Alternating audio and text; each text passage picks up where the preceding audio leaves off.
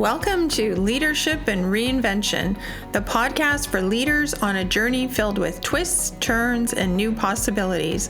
I'm Mirisa Prasin, and along with my co-host Mike Cloutier, in each episode we explore the moments that spark transformation, challenge perspectives, and redefine success. Whether you're making a career shift or looking to lead with impact, this is your space to rethink, pivot, and grow. Let's dive in. Welcome, everyone. My name is Mike Cloutier, and I'm returning to the podcast world today, and we'll be introducing my co-host Mirisa Prasin in just a minute. But you may remember, or you may have seen some prior podcasts that were done earlier called Our Leadership Journey. This year, we're going to change the focus slightly, and the podcast, as you've seen, is Leadership and Reinvention. So we'll be focusing a little bit on more of the stories related to reinvention and people's evolution in their leadership journey. Now, before I get too far along the road there, just a little bit on my background. I've spent most of my life in the pharmaceutical biotech world and been in a variety of different leadership positions for a little over 30 years, and really am a student of leadership and enjoy, reading about leadership, watching podcasts, and just engaging with people in dialogue about leadership, given how critical it is to the success of organizations and obviously to the success of the people who work in those organizations. And this year, I'm just absolutely thrilled to have Mirisa Prasin joining us. So good day, Mirisa, and thanks for being here, and thanks for joining us on this journey.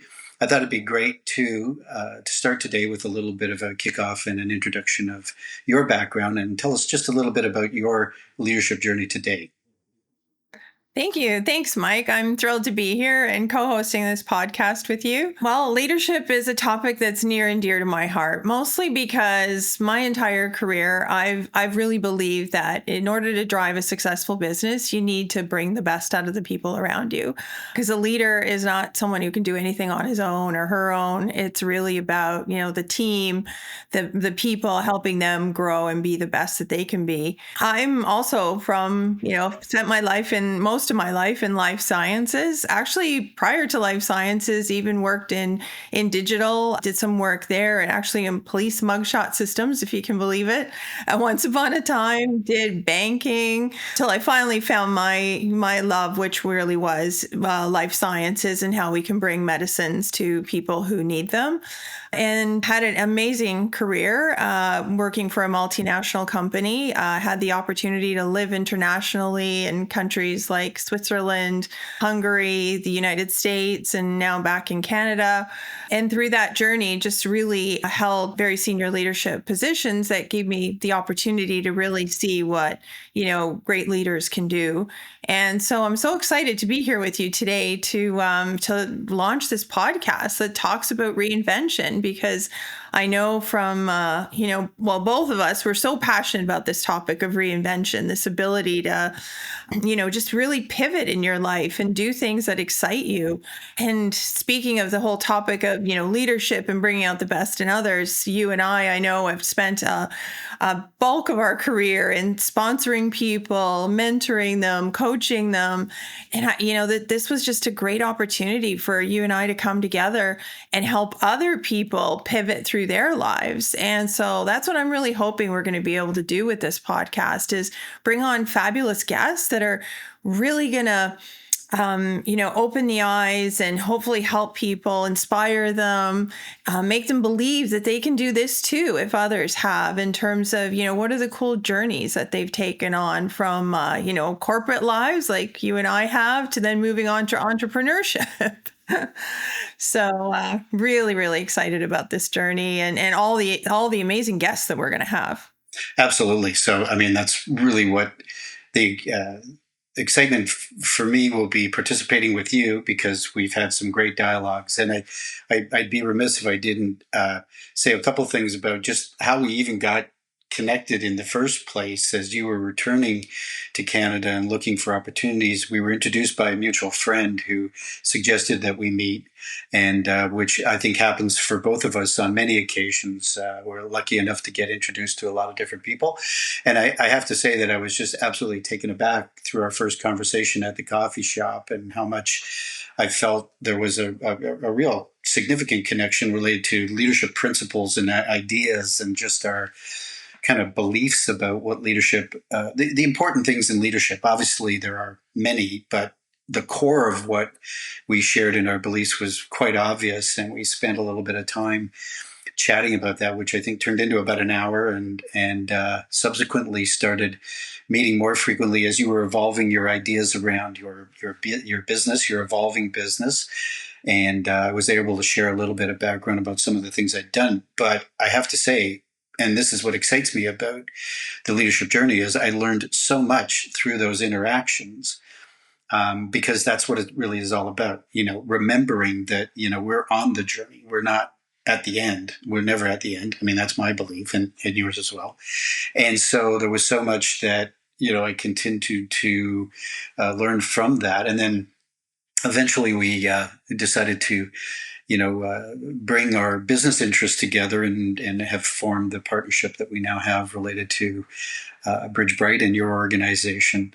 And although this isn't a commercial for either of those, this is really about making sure that we are getting, as you said, our guests and getting their stories out, because it's so exciting to hear about what people have done, the highs and the lows, but the real learning that comes from all of our experiences. And I just want to say that I've in the short time now that we've known each other for a little less than 3 years, I really have enjoyed all of those dialogues and all of our discussions, and really, which led to this idea of saying, hey, I enjoyed the podcast experience the last time I was doing it. And God bless my partner, Peter, that I was working with, who's gone on to amazing things in Europe, and maybe we'll bring him in as a guest one day. That'd be kind of fun. But I kind of missed doing this, and your willingness and excitement to take something on with that filter around the reinvention and the evolution. I'm just absolutely thrilled. So it's a real pleasure to be back doing this. It's a absolute thrill to be doing it with you, and I'm really looking forward to to our upcoming season with it. Likewise, Mike. Well, you know what? I can't think of a better way to kick this off than talking about your reinvention story. As you said, when we first met, I was just in awe of the career that you had, and then where you took it. Because I think about a lot of people, like ourselves, who have an amazing corporate career, but then go on to then kind of get stuck of what do I do next? I mean, people don't necessarily want to quote unquote retire. It's, they're looking for, what else can I do in my life? And I know for me, that was a big thing when I left the corporate world. I wasn't ready to retire. It was more, what do I do now? Because I want to do a lot of cool, my aim in life is do as many cool things as I can possibly do before I call the official retirement. So I'd love to start with you, though, because you have an amazing story that I think people should hear. So tell us a little bit about, maybe first of all, a little bit about the corporate career, but even more so when you left, what that looked like what, how you even, thought I'm going to be an entrepreneur and then go on. And I won't, I'll let you tell the amazing story, but Thanks.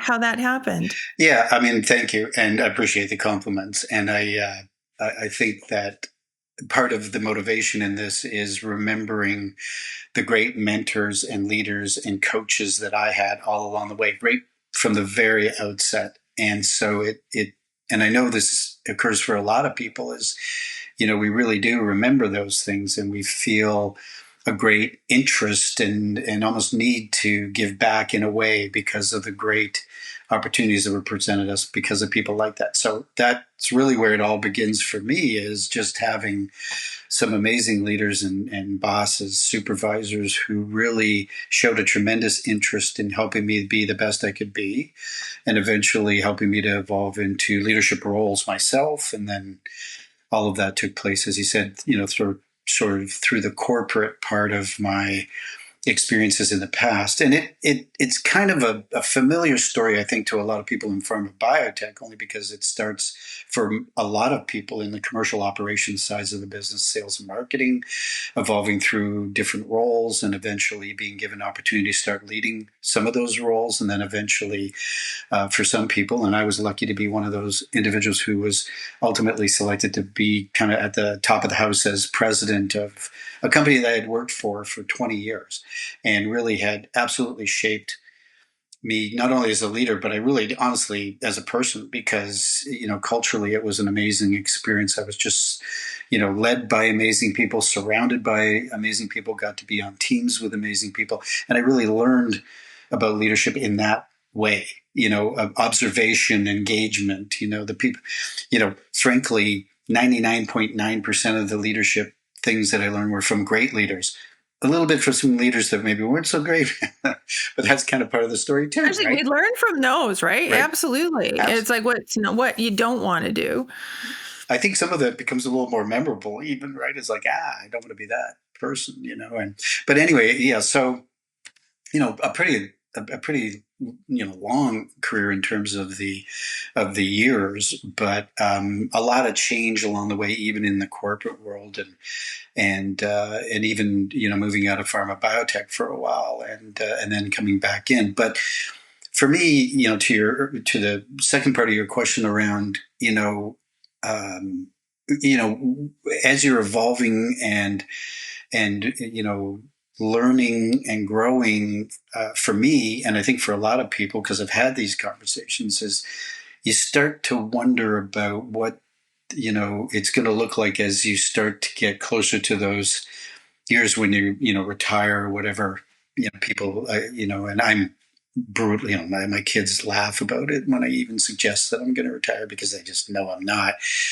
But retire from the things that were in the past, more so in the corporate world. And for me, that's really where things shifted quite dramatically. And when I was in the final large corporate role at AstraZeneca, which I absolutely loved, a phenomenal company, a great experience both here in Canada and in Europe, and worked with outstanding individuals, had great leaders, had amazing peers, and worked with, literally thousands of people who were just outstanding. So it was, as I was evolving, I wasn't looking to get away from something. I was looking to start the process of what the next stage would be. And so it was the going to the office as a leader of a Canadian subsidiary of a large multinational was starting to lose its luster. I mean, I loved most days, but I could see that it wasn't going to hold forever. And I had a great opportunity to go to Europe and evolve some learning and development in the HR world and in strategic people, which led to all kinds of crazy things. That in of itself is a big pivot, because you had like an amazing commercial career rather, and all in the commercial space and leading the organization ultimately, like you said, as head of the organization. But what made it feel okay to move to human resources? Because when we talk about career, and you and I have had so many people that either ourselves or we've been coaching or sponsoring, their thing is, well, I don't know how to do that, I don't know. So tell us a little bit about what made it okay to make that move. Like what where did that confidence and curiosity come from? Yeah, it was at the time I had kind of a master plan about eventually seeing myself as a consultant in leadership development. And, I loved coaching and mentoring, and I saw the opportunity in that potentially from an income generation kind of business, and something I could do that would match my passion in work with the ability to earn some money. And so, I thought that would be a pathway for me when I decided to be out of the corporate world in terms of working for a company. And it's funny, so as things evolved, I became actually less interested in that as a way to earn income, but still had the passion for doing it. but realized that I wasn't quite ready to leave the business of the pharmaceutical biotech world, because I just was compelled to look every morning at what's going on in the business and what's shaking and what are the new products and what are the issues. Like it wasn't time for me to leave that yet. So I kind of mothballed the idea of really consulting down that road and went back into pharma. But eventually, it created I ultimately ended up through the good fortune of the companies I was working for being acquired, and so being packaged out and having some play money, so to speak, that I could take some time to find the next thing. Right. And that's important for people. Absolutely. Yeah. I had the luxury of being able, having time without having to worry about income coming in, because it was, on the having that financial package background to say, what do I really want to do? And so then I evolved a more entrepreneurial view of kind of staying in the business, but in a different way, creating value for the Canadian marketplace on my own and with a peer group of individuals who had the same perspective about ensuring that we could accelerate the availability of technology that was being made available around the world, but seemed to be lagging behind and coming to Canada. So that created the shift, the real significant pivot. The leadership development, the coaching, the mentoring all became more, for lack of a better term, friends and family. Like I still had a lot of people I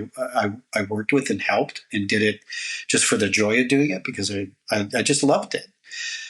But on the flip side, I didn't want to be doing that as a business. I didn't want to be feeling bound to it from an income generation perspective. So I was lucky because I could keep that for the fun and the enjoyment and creating value and contributing, hopefully, to people and helping them, but being able to continue in my business interests, which ultimately became very entrepreneurial and quite different. And then I've never looked back. So the last 10 years have been dramatically different. And even though I'm at an age where some people retire, I don't even see the possibility of something like that on the horizon, because what I'm doing today, it can be timeless. As long as your interest is there, you can continue to evolve.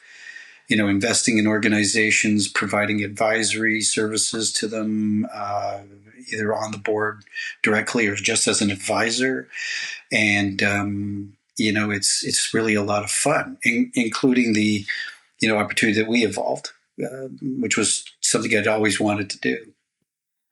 Well, thank you. And I think something that I'd love to touch on, Mike, which I think is really important and was a key learning for me coming out of the corporate world, is when you're in the corporate world, you're focused on your job, getting your job, doing it well, and ultimately, we talk about leadership and leading others through it. But when we talk about this pivot and we talk about, making that shift in our lives, what I underestimated, and you've helped me with incredibly, is this whole aspect of networking.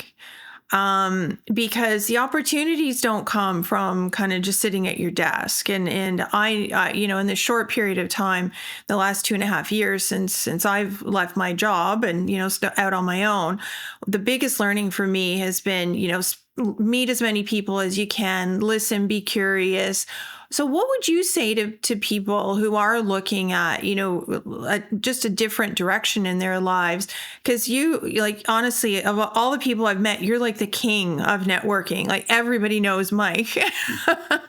Can you share something, with our listeners in terms of like, how do you make that happen? And what advice would you give them? Because do you think that played a big role in your ability to just pivot through all these different areas and how you made that happen? Oh, without question. And thanks for the kind words. I think, and I appreciate it because I really work hard at it, because I really enjoy it.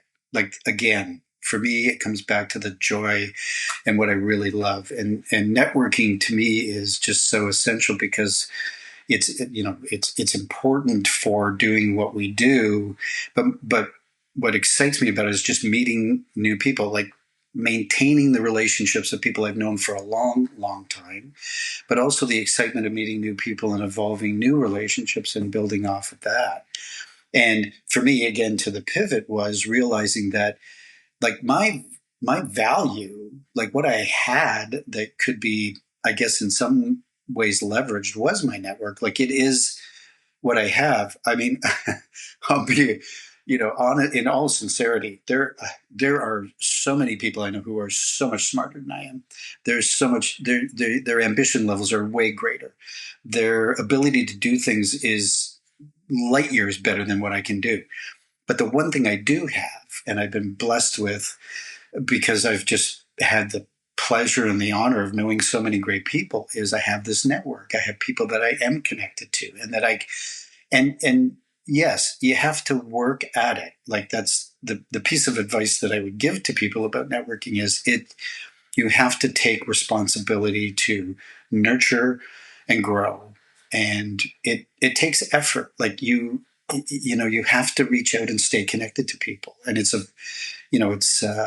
do it every day. I'm extremely active every day in networking because, and again, it's selfish in a way because I just love it. I mean, I just enjoy the people in my network. So it doesn't feel like work or anything. It just feels like that's kind of what it's like oxygen. You don't know you're breathing because you're breathing, but to me, I'm networking. It's like breathing. So but you got to work at it. Like you can't. Your network doesn't stay alive and it doesn't grow because they come to you. They don't. You got to go make it happen. And I guess I was lucky enough very early in my career to be surrounded by people who did that well, even before there were virtual ways to do it. Back when you used to have to get in your car and drive to a coffee, or you had to have lunch, or you had to, in the office go and take 15, 20 minutes with somebody who you didn't work with every day, but you wanted to build a relationship with in another department or another part of the business, or just somebody you found interesting because you could learn and grow. So, anyway, that's, and this because I've seen you, really evolving and upping your game related to networking. And I think that was, I appreciate that when, we were first talking and, as you step out of the corporate world into a more entrepreneurial world, it's a lot of work to do that part. And you said it. I'd be curious to know sort of from your perspective, like when you started and now you find yourself a little over 2 years later, at least, how has that been for you in terms of the learning and the action? When I came out, I wasn't actually really clear on what I was going to do. I had some ideas but to be perfectly honest, I think the thing that hit me most coming out of the corporate world was, I had ideas of all of these transferable skills and things that I could do. But when I started talking to people, I got a lot of, oh, but you haven't done that. You're not there. So even this like almost pushback of, well, because people tend to kind of want to put you in a box. They see you in this box and they're like, well, you don't belong in that box over there, even though I felt confident or at least, I don't know everything, but I'm going to be able to do this. I'm going to be able to overcome it because of this other knowledge that I have. So I kind of wandered around going, what am I going to do? I knew. And then even within the leadership spectrum, there's I knew it because I spent a lot of time reflecting and thinking about, what was I really good at when I was, and of course the stuff that people knew me about was driving commercial success, but it was really the how that got me excited, which is the people piece of it, which is how I landed in the leadership space. And then even there, trying to start your own business, it's like, well, what are you doing in the leadership space? There's like a ton of stuff you can do, right? There's the coaching, there's leadership teams, there's culture, there's so many things related to that whole space. And it's like, well, where do you go? And so with that reflection for me, it was like, okay, once I started to nail it down, I think the biggest comfort, or not comfort rather, but are the acknowledgement that it's never going to be perfect. 2.5 years later, I'm still pivoting. I'm like going, oh, I'm going this way. I wouldn't say I'm like making like, massive shifts, like where I had from one. I'm not like, doing something completely different, but I'm constantly refining things. And I think when you're in that entrepreneurial space, you have to be comfortable with the fact that you don't know what tomorrow's going to bring. And you need to be excited about it, because that's actually the part of entrepreneurship that's really cool, is that you don't know what tomorrow's going to bring.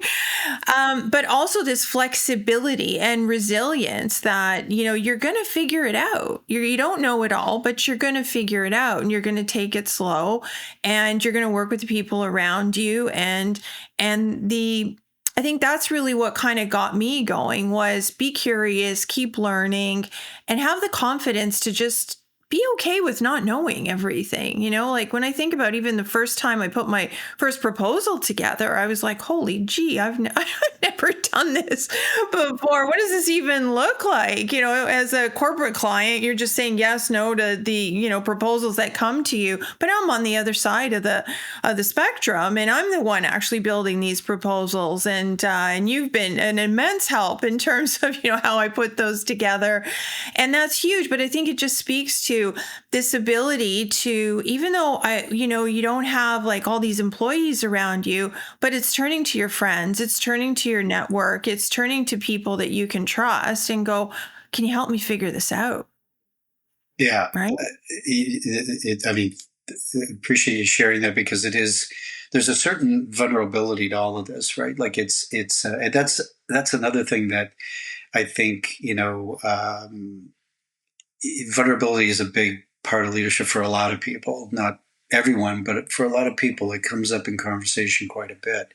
And I think but what do you do with the learnings as you're going through that? And it's, like you said, it's an evolution. You're gaining skill, you're trying it out. It doesn't always work. You come back, but to your point around, every day is an adventure, and that's the excitement. And that's what the leadership journey really is all about.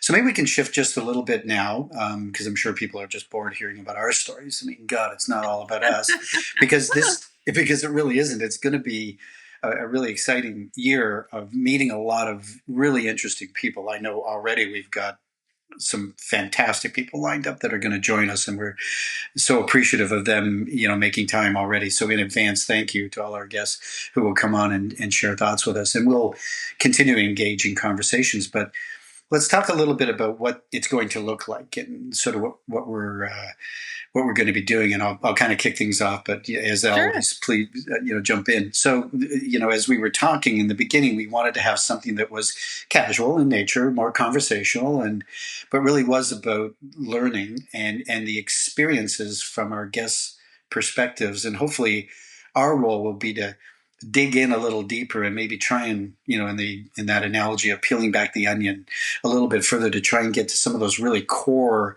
issues. You asked around the pivot point today, and we'll do a lot of that, because that's where the magic happens, when you get people to really express, well, what was really going on, and what were you thinking?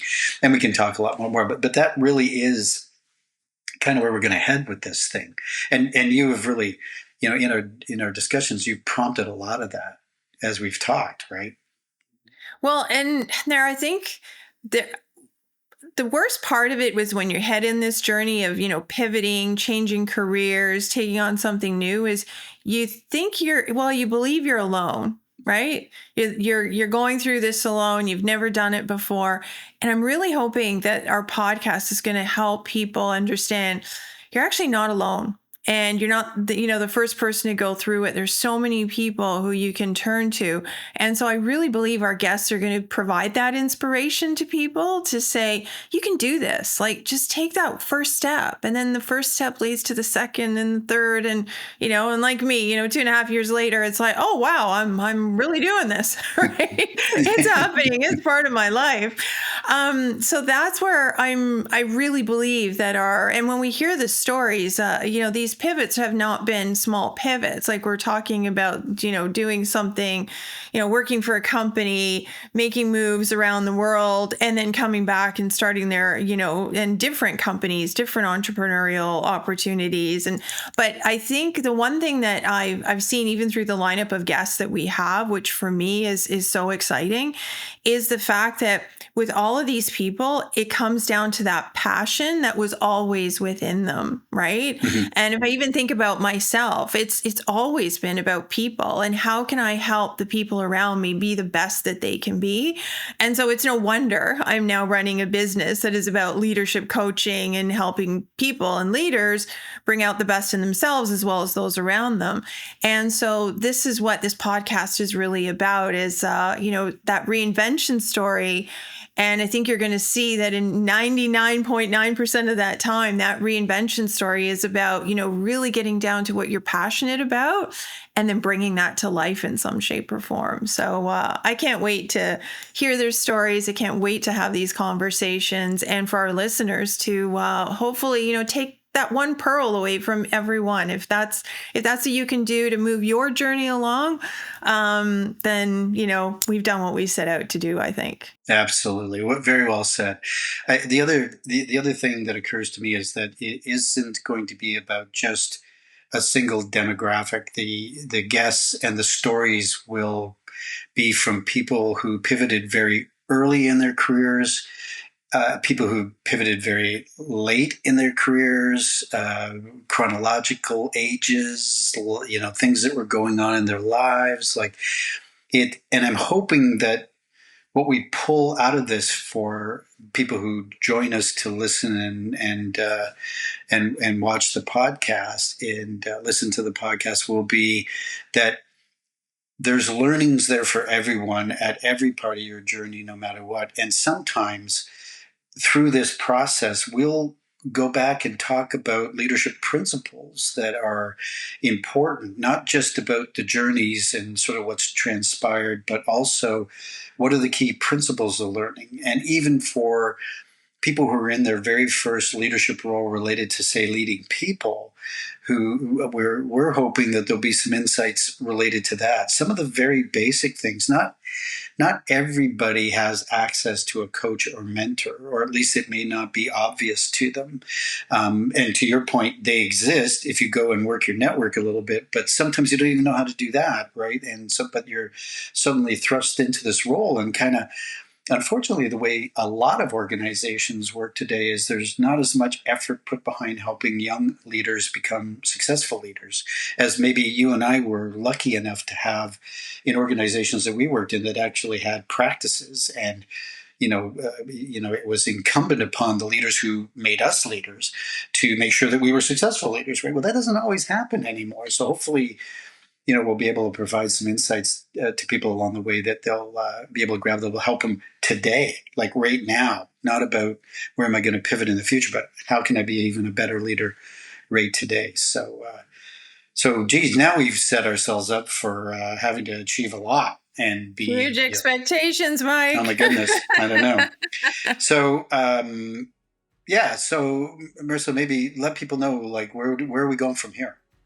Well, we're going to definitely, you're going to start seeing some clips and promos on what we're going to be doing, because we want you to know about, when the next podcast will be launched. So stay tuned for more information so that, and we're going to make sure that on social media, we're out there so that you see what's coming. And we hope you'll join us, because we're going to have, first of all, we're going to have fun meeting our guests. We're going to learn lots of cool stuff from each other, and we hope to inspire you to live your dream and do everything that you want to do in this wonderful life that we have. So thanks, Mike. It's been a pleasure kicking this off with you. Can't wait for the next one. Same here. Absolutely loved it. We'll see everybody soon.